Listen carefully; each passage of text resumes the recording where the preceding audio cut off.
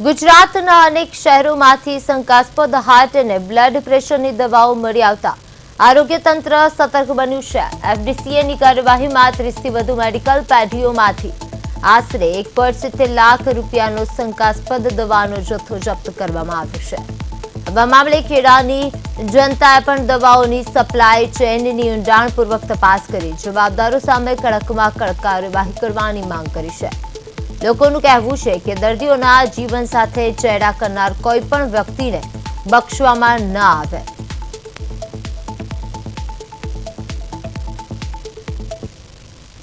નકલી દવાઓને લઈને ખેડા જિલ્લાની જનતા શું કહે છે, આવો આપણે જાણીએ। પણ એક સ્કૂલ બાબતની જ એક બાબત છે, સંતના સ્કૂલ બાબતની જ।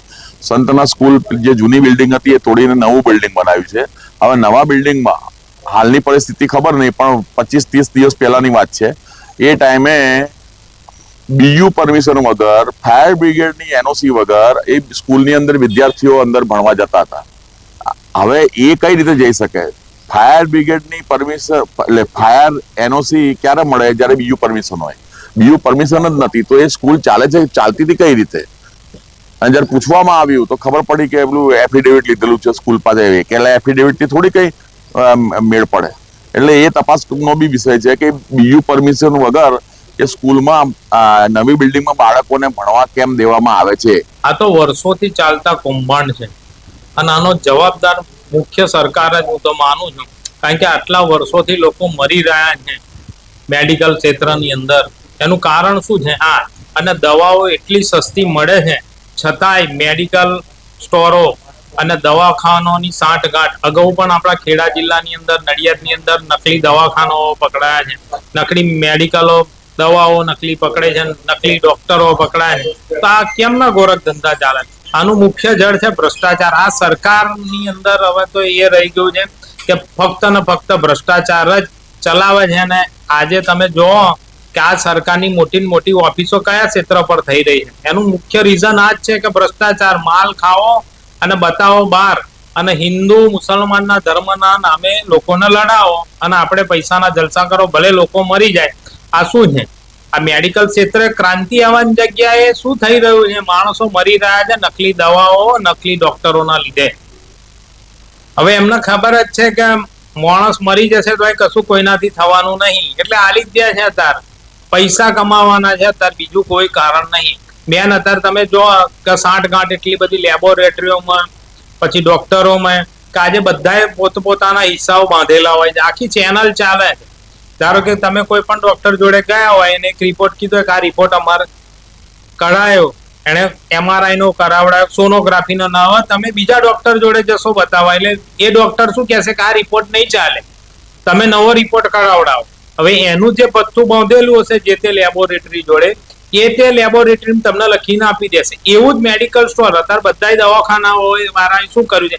પોતાના જ મેડિકલ સ્ટોર ઉભા કરી દીધા છે। એટલે અત્યારે દવાઓ 5 રૂપિયાની મળતી હોય છે, એ સીધી જ આ પબ્લિક જોડે 500 રૂપિયા 600 રૂપિયામાં લેવાય છે। એટલે આ મુદ્દા શું છે કે ભ્રષ્ટાચાર જ છે। રૂપિયા બનાવો, મોટી આજે મલ્ટી સ્પેશિયાલિસ્ટ હોસ્પિટલો શું કરવા બનાવે છે? એનું રીઝન આ જ છે કે ભાઈ જે બી માણસ આવે એને ચીરી જ નાખવાની વાત। અત્યારે આપણે કહેવા હતા તમારા અગાઉ આ લોકડાઉન ની અંદર મારા વિડીયો વાયરલ થયેલા છે આ બાબતે। એટલે ઘણા ડોક્ટરો છે કે જે આજની તારીખમાં પણ સેવાભાવ મનુષ્ય માટે મરી જાય છે, અડધી રાતે એમની ડ્યુટી ફરજ નિભાવે, પણ અત્યારે શું થયું છે મેડિકલ ક્ષેત્રે કે એ લોકોનું ભણતર બી એટલું મોંઘું કરી દીધું છે આ ગવર્મેન્ટે, જેથી એ લોકોની માનસિકતા જેવી થઈ ગઈ કે અમારા બાપાએ કે અમે 50 લાખ કે 1 કરોડ મેડિકલ માટે, ડોક્ટર બનાવવા માટે અમે પૈસા ખર્ચ્યા છે, તે વસૂલવાની જોડે આ રીતે જ વસૂલાત થતી હોય છે। અને એમાં સરકાર ભ્રષ્ટાચાર કરે છે। મુદ્દો ભ્રષ્ટાચારનો જ આવ્યો। આજે મેડિકલ ક્ષેત્રે ભણતર એટલું બધું મોંઘું કરી દીધું છે, એટલે જે ડોક્ટર બન્યો હોય એનામાં માનસિકતા એક જ થઈ ગઈ હોય કે ભાઈ મેં 50 લાખ રૂપિયા ડોક્ટર બનવા માટે ખર્ચ્યા છે, બીજા 50 લાખ રૂપિયા હોસ્પિટલ માટે ખર્ચ્યા છે, પૈસા કોણ જોડે વસૂલ કરશે? આ રીતે પબ્લિક જોડે જ વસૂલ થાય છે। એટલે મુદ્દો કઈ આવ્યો? સરકાર ઉપર। સરકાર જો આ બધી નીતિઓ બદલે, ભણતર સસ્તું કરે તો આ ભ્રષ્ટાચાર અટકી શકે, અને આ બધું જ અટકાવવા માટે સરકાર જવાબદાર છે। એમાં એવું છે સર કે હાલ તો આપણા દેશમાં કરપ્શન ચાલી જ રહ્યું છે, બરોબર? કોઈ પણ બાબતે, કોઈ પણ જગ્યાએ, શિક્ષણ હોય કે મેડિકલ હોય, કોઈ પણ હોય, કે આમાં પોતાનો પૈસો ખિસ્સામાં નાખવા માટે હોય જ બરોબર. હવે એમાં એવું છે કે આ કોઈ પણ મેડિકલે જઈએ છીએ આપણે તો 10 રૂપિયાના દવાના 15 રૂપિયા, 20 રૂપિયા, 25 રૂપિયા, અલગ અલગ મેડિકલ સ્ટોરે અલગ અલગ પૈસા હોય છે.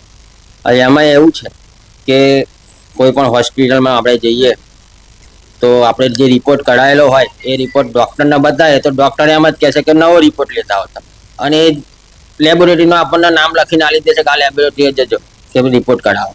આપણે પૈસા આપણા પેલા જે રિપોર્ટના એ ગયા અને નવા પૈસા આલવા પડે છે. તો હું સરકારને એટલું જ કહેવા માંગુ છું કે આ બધું જે કરપ્શન છે ઓછું કરાવી દો, મતલબ હોવું જ ના જોઈએ.